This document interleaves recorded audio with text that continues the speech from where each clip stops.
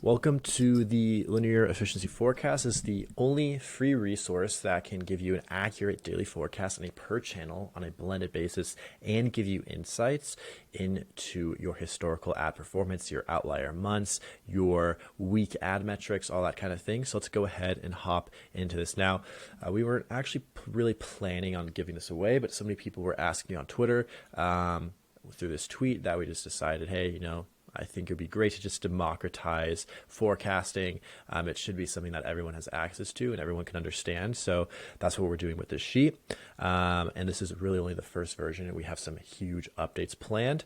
Now, let's actually get into what the sheet is, how it works, and just give you a brief overview of really how to use it. So again, really the main piece of this sheet is to give you insight into how much you should be spending per day on a per channel basis and give you access to a forecasting method in which you can have daily expectations for all of your key metrics. And depending on the brand, you'll have different key metrics. And some people believe it's certain metrics and others don't, which is why this is very customizable to add in what metrics you need most. So for example, this is at the moment based off the day and we'll only forecast from the day forward. Again, that's going to be adjusted in update, but we can see for January, this is our expected contribution margin. This is our revenue, etc. If we just want to go down today, which today is Monday, we're expected to actually have a negative contribution margin, but a positive 90-day contribution margin, which is one of the most important metrics on the sheet. We can look at like a 7-day, a 3-day basis. We can look at this on a per channel, Facebook forecast, Google forecast.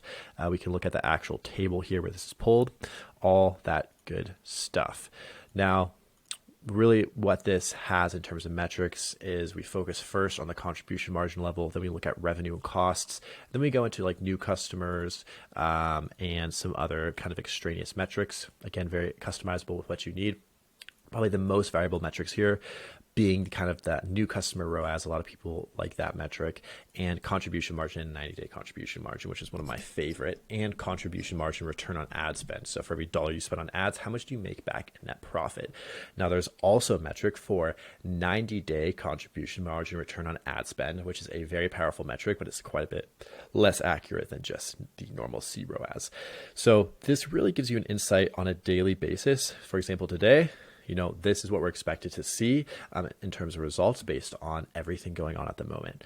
And this really can give you a better idea of how you should be spending, what inventory should look like, all that good stuff. So we'll just keep it at monthly for simplicity's sake, but then we can look at a cash allocation basis, expected spend, revenue, etc., new versus returning customers, AOV and orders, a lifetime value expectation as well. And then, of course, this is just our forecast here, but we can actually look at all the tables here for the entire month on a per channel and on a blended basis as well. Okay, so that's really what this looks at. Now, digging a little bit deeper, how we come to this forecast, how this is actually made, is first made by decision of your business objective. So first we have to look at on a monthly basis. So for example, if we're looking at February here, what is your actual daily spend goal on a per channel level? Not on a blended level, because blended is it's kind of hard to know what channels to spend on when you're determining things by a blended level. But the question here is really, what should your daily spend be to optimize for your goals? So if you want to optimize for contribution because you're trying to cash out and reinvest in something else, maybe you want to maximize for revenue because you're selling in 6 months, maybe you want to actually maximize for something like new customers here. So you should be spending a little bit more to just acquire new customers for whatever reason. That's kind of how this looks. And this is really the first objective, is to understand what you're trying to do and which daily spend goal on average for the given month. So for February, hits that business objective for you. And so the first step is deciding what should that daily spend be and how will that actually affect the rest of the month. And of course, we can look at this on an intersection here. What portion of revenue is made up by contribution margin? What does that all look like? After just really deciding on that spend goal, what you're going to do is actually put that into the daily expectation calculator. Now, this now takes into account a day of week effect, some other variables, a more monthly effect level, and gives you the option to add in marketing events into the forecast. So if we wanted to talk about max revenue or max contribution or do a custom spend level, we'll just do max revenue for this example. We can see that the spend, even though on average we're going to be spending with max revenue around $3,249 a day, that's going to actually change depending on the day of the week just because of the day of the week effect and some other variables that we put in. And again, this is going to also change all these other metrics depending on the day of the week and the month that is selected here. So now this is just taking into account more data to give you a more accurate daily forecast. Now, the next piece of this as well is actually going to be the marketing event level, which is where we add in marketing events manually to change our expectation. Now, this is limited right now, but we have a pretty big expansion coming for this. But at the moment, what we can do is we can add in the days we expect to have a different spend, negative or positive, how that's going to affect demand, so the conversion, ultimately the efficiency of our spend, how that affects our average order value, and then how that affects our variable costs. So this can actually change the forecast. And so, because we had a sale, for example, here, that's going to change our spend, that's going to change our efficiency. And so we can adjust our forecast with marketing events, which is probably going to be the biggest variable other than macroeconomic and like historical data effects on your forecast. So that's a really great feature that we added here. And this gives you a really good idea of what this looks like. And then after we finalize our forecast, we can go ahead and lock it. And then that will save it to our dashboard where we can view it in this chart. When it's unlocked, it will just be automatically syncing to the sheet. When it's locked, it won't change if you change this page. So we have this on a per channel level. So you can look at Facebook, or here's Google, here's Facebook. And that's just because those are channels we uploaded for. And then here's the blended level. Now, of course, we go into the cost calculator, which is kind of a prerequisite to understanding, if you don't have historical data, how a certain target margin will affect your revenue and your profit. But really where all the magic happens is actually on the historical data entry page. So here's where you actually upload your data to populate this entire forecast.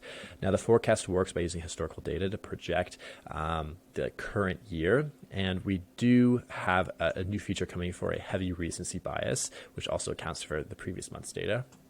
As of now, we're just using historical year-old data. But with that, you just go ahead and upload a year of data, which of course is the date, the source, the spend, revenue, new customer revenue, purchases, new customer purchases, AOV, new customer AOV, and conversion. This is pulled from Triple Whale. Northbeam has this data. You don't need to upload all of this if you are missing some parts because you don't have a third-party attribution platform or you're not using a higher level data analytics capture platform. You can just upload the data you have. The most essential is spend and revenue, and then you just won't be able to project for like new customer metrics. But we have Google uploaded here. We have Meta uploaded as well, and then we get it blended. So we have 2 channels in a year worth of data. This also gives us a heads up as far as which months are likely outliers, and we can adjust the sensitivity of that outlier detection. So if your chart looks a little janky, it's probably because it's an outlier month, and you can just adjust the data to smooth out that sharp curve. But this is just kind of to give you a heads up. And then of course we have a manual data entry level here where you have to put in some data about your brand. And then this page will actually be populated just based off the month, but you can actually see what our cohort averages look like. So depending on the day of the week, you can see what your average spend change looks like, what your conversion, depending on the month, you can see how that changes things. And so we're taking these all into account when we're actually doing our forecasting. Okay. And of course, this stuff will all be populated into the data review. So for example, we can look at the previous year's data and see it by quarter, month, what things look like, which is a really good place to identify some opportunities, which months had maybe some weird metrics going on. So some months have an oddly like low conversion rate and others have a very high conversion rate, right? Obviously seasonal offer effects are huge there, but it can actually just help you identify on a per channel blended basis, maybe where some things went wrong and maybe where you want to capitalize more. Again, we're going to be adding more data analytic features to look at your historical data here in the next update. And then of course, we have some other kind of miscellaneous tools on the sheet, but the core of it is really using this data input, deciding on your spend level based off your goal, adding that into the actual forecast, and then syncing that to the dashboard. So on a daily basis, how you would use something like this would be, again, just to look at, hey, what is our objective for the month? And on a daily level, checking in to see, hey, what is our actual forecast today? And then really comparing that to the real numbers and seeing how you perform. But this can save you a lot of money when you actually start to look at, with data, how much you should be spending instead of kind of winging it, and actually having to manually add in each and every marketing event for the month and how that's going to affect spend, demand, AOV, and costs, which really makes you think more strategically, number one, around what kind of marketing events you're doing, because now you're not thinking in terms of like, how can we maximize revenue or new customers? It's now like, how can we maximize that while also keeping costs as low as possible, while also keeping AOV as high as possible, while also increasing demand as much as possible. So actually separating out your marketing events into KPIs and saying, how's this going to affect each and every one of our metrics? Okay. And we're also going to be adding in a lifetime value aspect to some of these marketing events too, because some marketing events destroy lifetime value and others really nurture it. Okay. So not only does it help you make better marketing events, but it can help the actual forecast to be significantly more accurate when you add those in. Okay. So really what you should be doing at the start of each year is planning out each month at the start of the year and then kind of narrowing it down on a monthly and quarterly basis. So we're starting to look, because it's the end of January, we're looking at February and saying, hey, what is the goal for February based off how January has been performing? How much do we want to be spending on average? And then we're starting to put in our Valentine's Day marketing events. We're putting in all our marketing events to get that forecast saved for the month. Okay, so yeah, that's how this works, and that's how we go ahead and use this. And of course, there's a tutorial page here, which gives you details on how to plug in the data, how to make sure this works for you, all that good stuff, okay? Now, how accurate is this forecast? Well, it's actually pretty accurate. This is just a random brand that we integrated this for, and literally their meta is right on for the month, 1.82. Their meta is right on for the month at around 1.82. And again, we forecasted 1.82 for the month. Actually, this might be, I forget which channel. Yeah, this is for Meta. And you can see some of our other metrics are also pretty close, while we do have some that are farther out. So for example, new customer ROAS is a 1.08. We projected 0.96, so we're a little bit more off on that one, but still in a fairly high margin of confidence. Our biggest metric that we probably missed on for this period was probably AOV, which we projected to be around 600-ish for the period.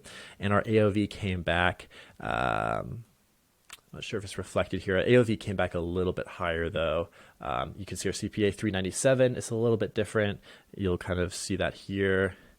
Yeah, we expected a 333 CPA. So CPA is actually a little bit higher, about $30 higher than we expected. And that's because the AOV was a little bit lower than we projected for. So again, even when you're off in your forecast by a somewhat moderate amount, $30 on the CPA level, which in this case is like 10% or so of the total CPA, even when you're off by that much, it still provides insights into, hey, we should probably look into this because we are totally wrong, right? And that's really where most of the value of forecast comes in, is actually in identifying like where your assumptions are wrong and why you should fix those, because most of the time you're going to be making a lot of wrong assumptions, and the forecast helps keep you strict in your decision-making process. But nonetheless, our NCPA, I don't think we actually have that on here. Our NCPA is actually a little bit closer and a little bit more accurate in this level as well. So yeah, overall, very, very accurate forecast. That's a very, very high level of confidence. So yeah, this stuff actually works. All right. So if you want access to the sheet, just leave a comment on the tweet. There's some copies floating around out there. Go ahead and snag one, try it out for yourself. Let me know if you have any issues with it. Would love to get your feedback. Would love to hear of like what features you want added to it. Again, we have a big update coming in February with a way more robust set of data tools, a way more robust daily forecasting measure, and a way more robust marketing event input. That's going to be pretty awesome for a lot of brands, especially because it's completely free. All right. So enjoy the rest of your day. Get your hands on this sheet, play around with it, and catch you in the next one.